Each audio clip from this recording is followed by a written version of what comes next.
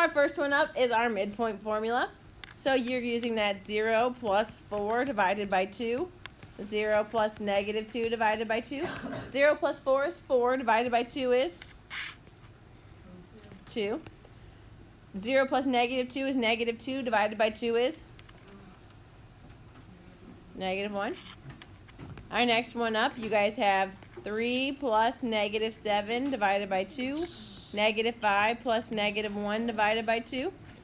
3 plus negative 7 is negative 4 divided by 2 is negative 2. Negative 5 plus negative 1 is negative 6 divided by 2 is negative 3. Okay. After this one, you guys have two different options for how to solve the problems here. You can distribute the 1/2 through. Or you can multiply each side by 2. Which one do you want to do? We'll do one each way. We can distribute this one. We'll multiply the next one through. So you guys can decide. So if we distribute this, we'd end up with 16 times 1/2, which is 8.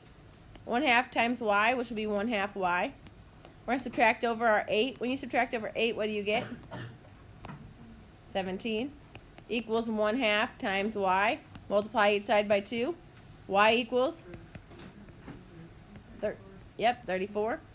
The second one we're going to do Raj's way. I think this way is a little bit quicker since the whole other half is multiplied by 1/2. You're going to multiply each side by 2 to clear out that fraction. You end up with 52 equals y plus 47. Subtract 47 from both sides. Y equals 5. So here we have the definition of a trapezoid. It's a quadrilateral with exactly one pair of parallel sides, so only one pair of parallel sides. We have the parts. Legs are the non-parallel sides. Bases are the parallel sides. The median is a segment that joins the midpoint, so halfway between the top and the bottom of our legs. And then we have a formula there. I'm going to put little subscripts on this. We have B1 and B2 divided by 2 to find that median. So 1/2. Let's go here. This is really big.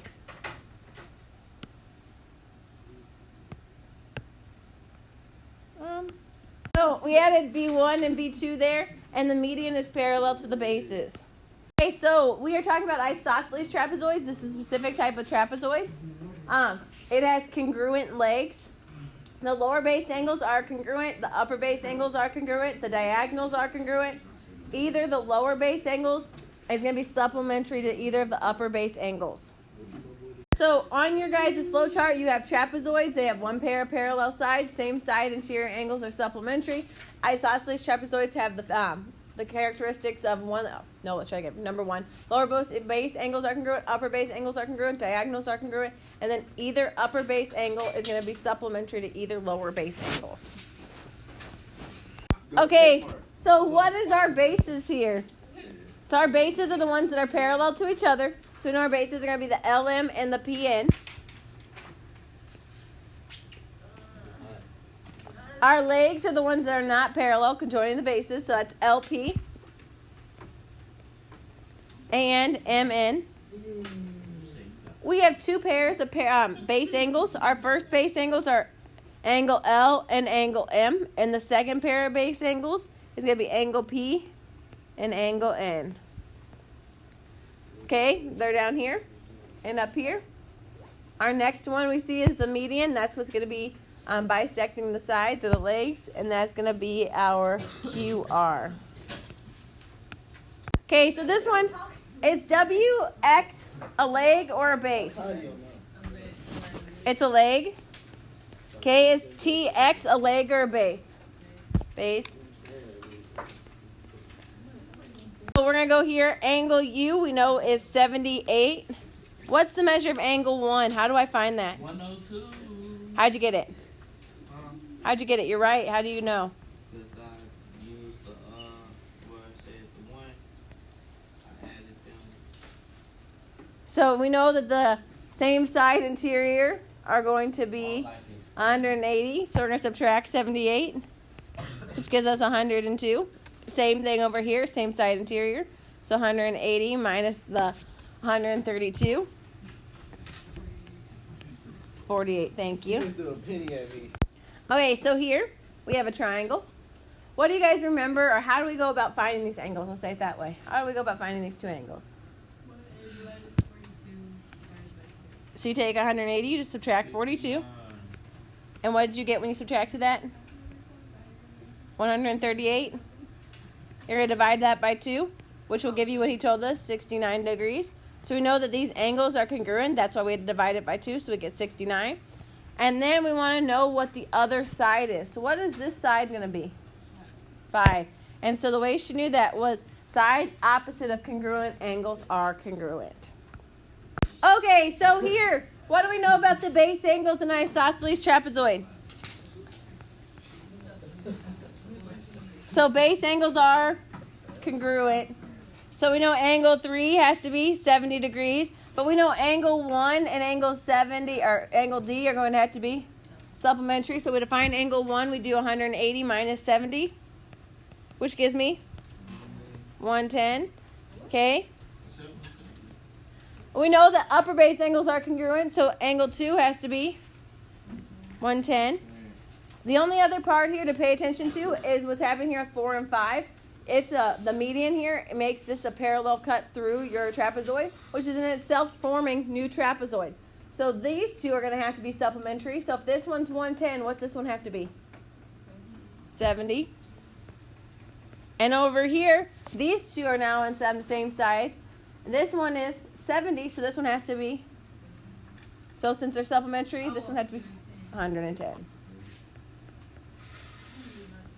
Find EF. EF is our median, and we have a formula for that. So M equals 1/2 base 1 plus base 2. So we do 1/2 times base 1, 20, plus base 2, 8. What's 20 plus 8? Divided by 2? 14. So our median is going to be 14. Okay, so we know that these two angles are going to be, because it's an isosceles trapezoid, so these two angles are going to be, upper base angles are congruent. So we know that angle 1 is 100. We know that upper base angle and lower base angle are going to be supplementary. So to get to 180, angle 4 has to be 80. We know angle 3 also has to be 80 because lower base angles are congruent. We look over here, and you see that this forms a trapezoid again. So if this is 80, 5 has to be 100 because they're still supplementary. Over here, if you know this is 100, the lower base angle would have to be 80. What? And then... Okay, and then you know that FG is 2, so EF has to be how much?